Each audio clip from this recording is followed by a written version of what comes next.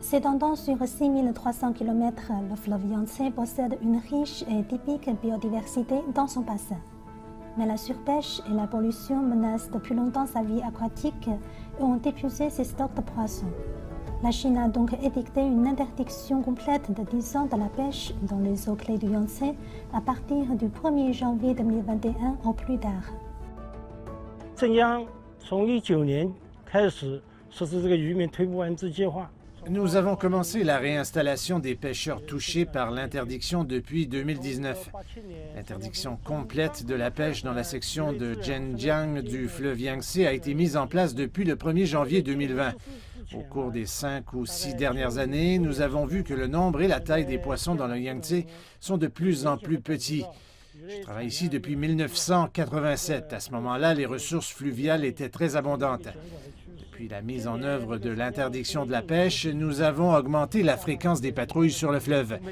On peut voir notre bateau qui flotte chaque jour sur le fleuve.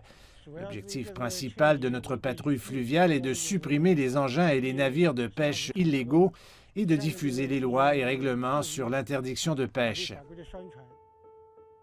Mais où vont les pêcheurs après avoir abandonné leur filet? En plus de l'arrangement du gouvernement, les entreprises apportent également leur soutien. Ces pêcheurs ont naturellement du talent pour la pisciculture grâce à leur expérience de la pêche. Nous les recrutons donc pour élever des poissons. Dans un autre sens, c'est aussi notre soutien à l'interdiction de la pêche et à la protection du fleuve Yangtze.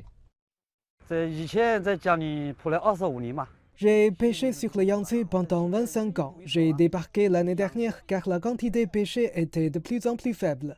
Alors j'élève des poissons maintenant. Plus d'une année passée, l'interdiction de pêche à Zhenjiang a donné des résultats remarquables. Alors que l'interdiction totale de la pêche dans le fleuve Yangtze continue de progresser, le fleuve mère de la Chine retrouvera graduellement sa vitalité et sa beauté.